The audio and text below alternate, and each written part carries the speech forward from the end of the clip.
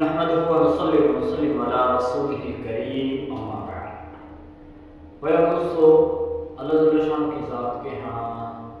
پوری دنیا جہان کے ہر چیز کی روزی ہے. وما من دابۃ فی الارض الا علی اللہ رزقها، اور اللہ ہی ہے جو رزق کو کم بھی کرتا ہے زیادہ بھی کرتا ہے. اللہ یبسط الرزق لمن یشاء ویقدر. اور رزق کے بڑھنے کے اور رزق کے کم ہونے کے کچھ اسباب ہیں جن کی وجہ سے رزق بس اوقات انسان کا اللہ تعالیٰ بڑھا دیتا ہے. بعض ایسے اسباب ہیں کہ جن کی وجہ سے اللہ تعالیٰ ناراض ہو کر اپنے بندوں کے رزق کو کم کر دیتا ہے. اور رزق کے بڑھنے کا جو سب سے بڑا سبب ہے وہ ہے ایمان اور نیک اعمال ہے.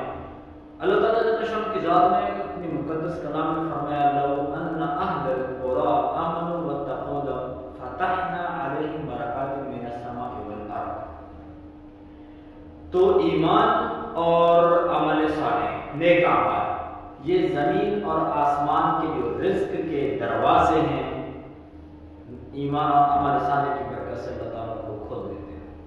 تو رزق کے بڑھنے کا ذریعہ جو سب سے بڑا ذریعہ ہے وہ ایمان اور نیک اعمال، ان کی برکت سے رزق بڑھتا ہے. اور رزق کے بڑھنے کا جو تعلق ہے وہ تقویٰ کے ساتھ. وَمَن يَتَّقِ اللَّهَ يَجْعَل لَهُ مَخْرَجًا وَيَرْزُقْهُ مِنْ حَيْثُ لَا يَحْتَسِبُ لَئِن شَكَرْتُمْ لَأَزِيدَنَّكُمْ. یہ بھی ایک بہت بڑا ذریعہ ہے رزق کے بڑھنے کا کہ اللہ تعالیٰ کی عطا کردہ نعمت کو شکر ادا کریں.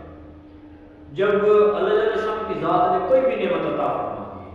اور اس کے اوپر بندہ شکر ادا کرتے تو اللہ تعالیٰ شان کی ذات فرماتے ہیں لَئِن شَكَرْتُمْ لَأَزِيدَنَّكُمْ. تو لَأَزِيدَنَّكُمْ کا جو ورڈ ہے، یہ لفظ ہے، یہ بہت ہی تاکید کے ساتھ اللہ کی ذات نے فرمایا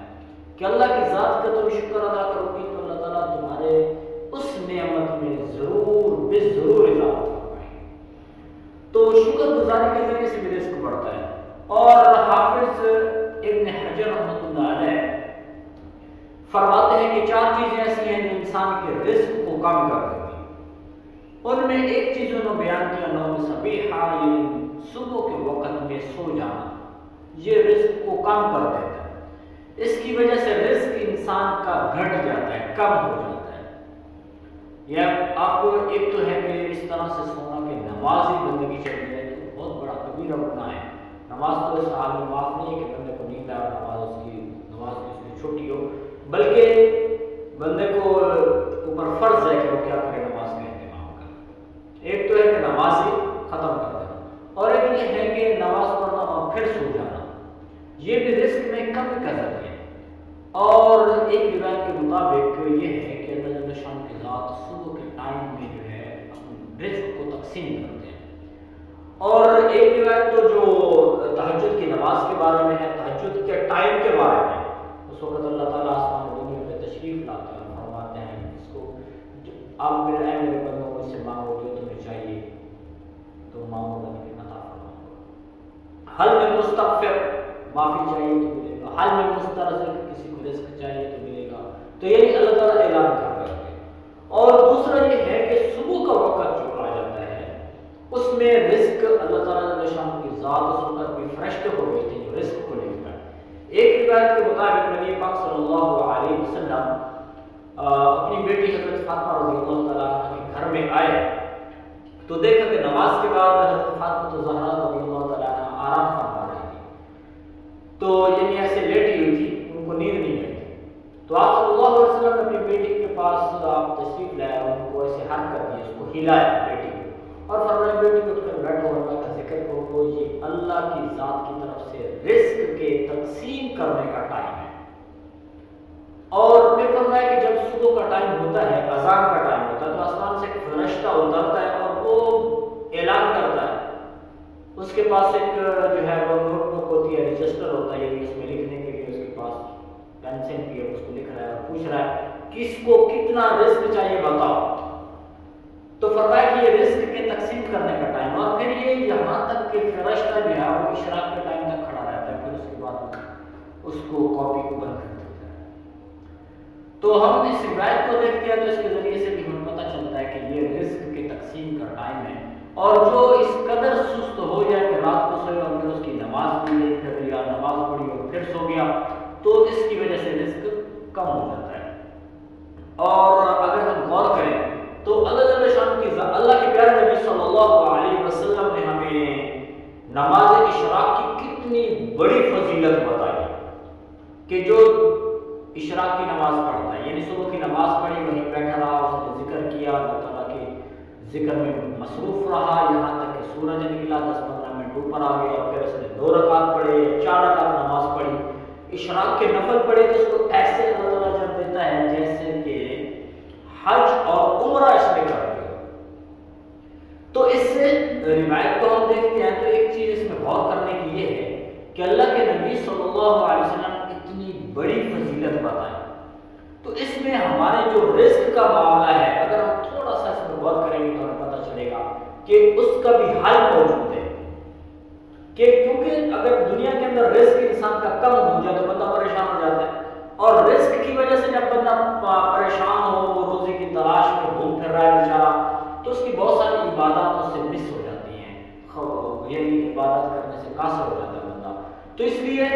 جب بندے کے پاس حلال روزی موجود ہے تو اس کو اطمینان ہوتا ہے، جو ہے وہ ترتیب سے عبادات کو بھی سارا انجام دے سکتا ہے، اور ایک بندے کے پاس اگر وسعت رزق ہے تو وہ بہت ساری نیکیاں کر سکتا ہے، لوگوں کے اوپر صدقہ خیرات کر سکتا ہے، لوگوں کو کھلا پلا سکتا ہے، اور صدقہ یہ بھی رزق کو بڑھاتا ہے۔ صدقہ بھی بہت بڑی نعمت ہے کہ اس کے ذریعے سے جو بندہ اللہ کے نام پہ خرچ کرتا ہے تو اللہ جل شانہ کی ذات جو ہے اس کے ذریعے سے بھی رزق کو بڑھاتا ہے۔ تو بہرحال حضرت بلال حبشی رضی اللہ تعالیٰ عنہ کو اللہ کے نبی صلی اللہ علیہ وسلم نے فرمایا کہ بلال تم دل لگا کے خرچ کرو، اللہ کے نام پہ خرچ کرو، اور عرش والے سے کمی محسوس ہی نہیں کرو، کمی کا خدشہ ہی نہیں رکھو دل میں کہ اللہ تعالیٰ شان کی ذات ہے وہ کم کر دیں گے، نہیں، وہ عرش والا تمہارے اوپر خرچ کرے گا، رزق تمہارا بڑھ جائے گا۔ تو یعنی جو بندہ صبح کے ٹائم پہ نماز پڑھتا ہے، پھر بیٹھا رہتا ہے، پھر جہاں تک کہ اشراق کے ٹائم تک بیٹھتا ہے،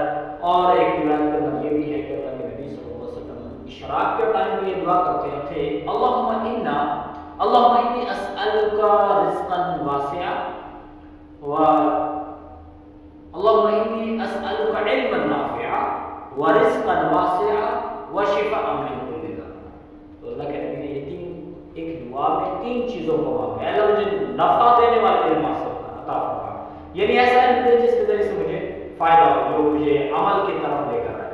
اور مجھے وسیع رزق عطا فرما، بہت سارا رزق عطا فرما، اور تیسری جو دعا مانگی کہ اے اللہ مجھے ہر قسم کی بیماری سے بچا۔ تو رزق کے بڑھنے کا ذریعہ تو مطلب یہ ہوا کہ اللہ کے نبی اس وقت بھی اللہ کی ذات سے وسعت رزق طلب کیا کرتے تھے۔ تو اللہ تعالیٰ شان کی ذات سے جو بندہ صبح کے وقت میں سونے سے بچتا ہے تو جو ہے اپنے رزق اس کا بڑھے گا، اور اگر وہ سو جاتا ہے تو حافظ ابن حجر رحمۃ اللہ علیہ اس کے بارے میں فرماتے ہیں کہ اس کا رزق کم ہو جاتا ہے۔ تو رزق کے جو کم ہونے کا دوسرا سبب ہے جو انہوں نے بتایا ہے وہ ہے سستی اور کاہلی، کہ جو بندہ سستی اختیار کرتا ہے، یعنی اب رزق کو مانگنے کے لیے انسان کو کوشش کرنی چاہیے۔ ہاں ایک اور چیز ہے کہ نبی پاک صلی اللہ علیہ وسلم نے صبح کے ٹائم کے بارے میں ہمارے لیے دعا فرمائی، اللہم بارک لامتی، اللہم بارک لامتی، اس میں یعنی اس حدیث کا مطلب یہ ہے کہ اے اللہ میرے امت کے لیے جو ہے صبح کے ٹائم میں برکت عطا فرما، میری امت کو صبح کے وقت میں برکت عطا فرما۔ تو صبح کا ٹائم جو ہے وہ بابرکت ہے، نبی پاک صلی اللہ علیہ وسلم نے دعا بھی کی ہے۔ اور دوسری چیز سستی اور کاہلی ہے، ایک بندہ جو ہے وہ سستی اختیار کرتا ہے، سست ہو جاتا ہے، اور رزق کے لیے کوشش نہیں کرتا، اس کے لیے دوڑ دھوپ نہیں کرتا ہے، تو اس سے بھی اللہ کے نبی صلی اللہ علیہ وسلم نے پناہ مانگی ہے کہ اللہ میں اس چیز سے پناہ مانگتا ہوں کہ میں عاجز ہوں، یعنی میں اس قدر عاجز ہو جاؤں کہ میں وہ کام بھی نہ کر سکوں۔ سستی اور کاہلی سے اللہ کے نبی صلی اللہ علیہ وسلم نے پناہ مانگی ہے۔ تو اس اعتبار سے سست رہنے والا بندہ، کہ بندہ کہتا ہے کہ میں کام نہیں کرتا، اللہ کے پاس میرا رزق ہے وہ دے گا، تو بہرحال اس طرح سے چپ کر کے بیٹھ جانا ہے، اور توکل اس چیز کا نام ہے۔ توکل کا یہ مطلب ہوتا ہے کہ بندہ اپنی جو اس کے پاس استطاعت ہے وہ اس کی کوشش کرتا ہے، بھاگ دوڑ کرتا ہے، پھر اللہ تعالیٰ اس کو برکت عطا فرماتے ہیں۔ تو سستی اور کاہلی رزق کے کم ہونے کا ذریعہ بنتا ہے، اور اس کے ساتھ جو رزق کی کمی کا ذریعہ ہے وہ ہے قلت صلاۃ، یعنی نماز کا نہ پڑھنا، نماز کے پڑھنے میں کمی کرنا۔ جیسے فرض نماز چھوڑنا گناہ کبیرہ، پھر اس کے بعد نفل نماز ہے، اس کے بہت نفل نماز کا چھوڑ دینا۔ تو یہ چیزیں ایسی ہیں کہ جو نماز کی قلت یہ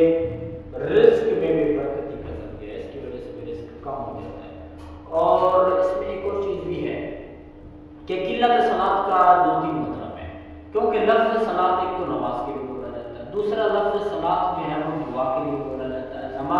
لفظ صلاۃ اللہ کے نبی صلی اللہ علیہ وسلم کے اوپر درود پاک پڑھنے کے لیے بھی استعمال ہوتا ہے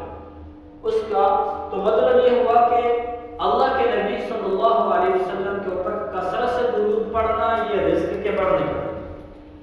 اور اس میں کمی کرنا تو بہرحال یہاں پہ اس جو حافظ ابن حجر رحمۃ اللہ علیہ بات کی اس مطابق اس کے رزق میں کمی آئی۔ پھر دعا مانگنے میں کمی کرنا یہ بھی رزق میں کمی کا ذریعہ، کیونکہ جب انسان دعا مانگتا ہے تو اللہ شان کی ذات اس کے اوپر پیار آتا ہے، تو اللہ تعالیٰ اس بندے کے رزق کو بڑھاتے ہیں، اور اللہ شان کی ذات یہ چاہتے ہیں کہ میرے بندہ مجھ سے مانگتے رہے، تو اللہ کی ذات کو دعا مانگنا بہت ہی پسند ہے، جو بندہ مانگتا رہتا ہے اللہ تعالیٰ اس سے بڑے خوش ہوتے ہیں۔ تو یہ رزق کے بڑھنے کا ذریعہ ہے، اور قلت صلاۃ یہ رزق میں کمی کا ذریعہ ہے، سستی اور کاہلی رزق میں کمی کا ذریعہ ہے، اور پھر اس کے بعد گناہ کی باری آ جاتی ہے، اللہ کی ناشکری کی باری آ جاتی ہے، تو اس کی وجہ سے بھی رزق کم ہوتا ہے کہ گناہ جو ہے وہ انسان کے رزق کو کم کر دیتا ہے۔ ظاہر الفساد فی البر والبحر بما کسبت ایدی الناس، زمین و آسمان کے اندر جو بھی فتنہ فساد ہوتا ہے انسان کے اپنے ہاتھوں کی کمائی ہے، جب اس کا رزق کم ہو رہا ہے تو یہ سمجھ لیں کہ یہ بیچارہ کسی غلطی کے شکار تو نہیں، کسی گناہ کا مرتکب تو نہیں ہو رہا ہے، اور ایسے بد نظری جو ہے یہ بھی رزق میں کمی کا ذریعہ بنتا ہے کہ خواہ فضول جو ہے وہ ادھر ادھر جو فضول چیزوں کو دیکھتے رہنا، جیسے نامحرم عورتوں کو ایک بندہ جو ہے وہ غلط ان کے اوپر نگاہ ڈالتا رہتا ہے، نگاہ ان کے اوپر جماتا ہے، دیکھتا رہتا ہے، تو بد نظری جو ہے یہ انسان کے رزق میں کمی کا ذریعہ بنتا ہے۔ تو وہاں جو بھی گناہ ہے وہ انسان کے رزق کو کھا جاتا ہے،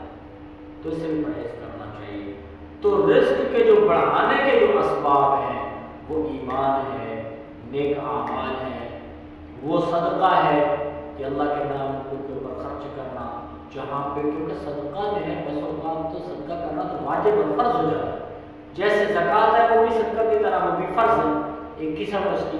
اور ایک صدقہ واجبہ بھی ہوتا ہے، جیسے مثلا جو ہے عام طور پر مسلمان کے بیچارے پریشان ہو چکے ہیں، کوئی ان کے اوپر آفات آ چکی ہے، اور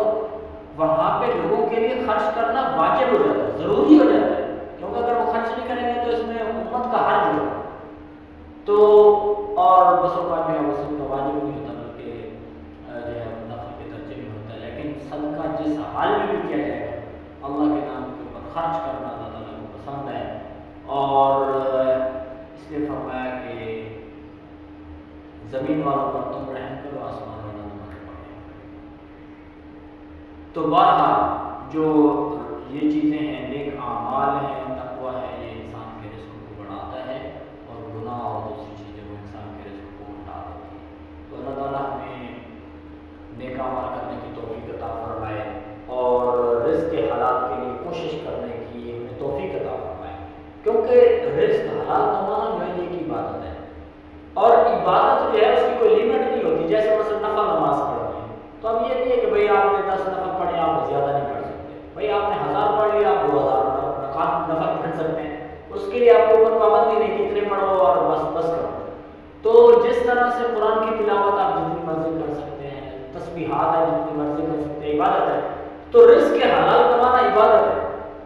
اور اس عبادت کی کوئی یہ لمٹ نہیں ہے کہ بھئی آپ نے 10 کروڑ کمائے ہیں تو بند کر دو، نہیں۔ اگر ایک بندہ جو ہے وہ رزق کے حلال کما رہا ہے، زیادہ کماتا ہے، تو اس کے ذریعے سے اس کو اجر بھی مل رہا ہے، اور وہ کما کے لوگوں کی ہیلپ کر سکتا ہے۔ اللہ کے نبی صلی اللہ علیہ وسلم کی حدیث کے مطابق دینے والا ہاتھ جو ہے وہ لینے والے سے زیادہ بہتر ہے، اوپر والا ہاتھ نیچے والے ہاتھ سے بہت بہتر ہے، تو اس لیے جو ہے کوشش کرنا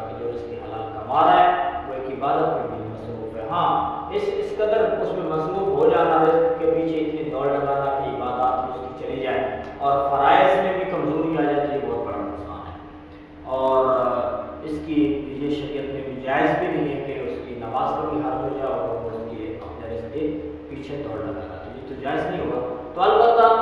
اپنے رزق کے حلال کمانے کے لیے کوشش کی جا رہی ہے، اس کی کوئی حد نہیں ہے کہ بھائی آپ نے اتنا کما لیا اور یہ بس کریں. رزق حلال کمائیں، لوگوں کے اوپر خرچ کریں اور اپنے اہل و عیال کے اوپر خرچ کریں، عزیزوں کے اوپر، رشتہ داروں کے اوپر خرچ کریں، تو اللہ تعالیٰ سے میرے سے رزق میں برکت عطا فرمائیں گے. تو اللہ تعالیٰ ہمیں اس کی توفیق عطا فرمائے کہ ہم شریعت کے اصولوں کو مد نظر رکھتے ہوئے اپنی زندگی گزاریں. یہ زندگی اللہ تعالیٰ نے ایک مختصر دی ہے، اور پھر چاہے بندے کے پاس چھوٹا سا جھونپڑا ہو، بہت بڑا گھر بنا ہو، ایک بندے کے بینک میں ایک درہم بھی نہیں ہے اور ایک کے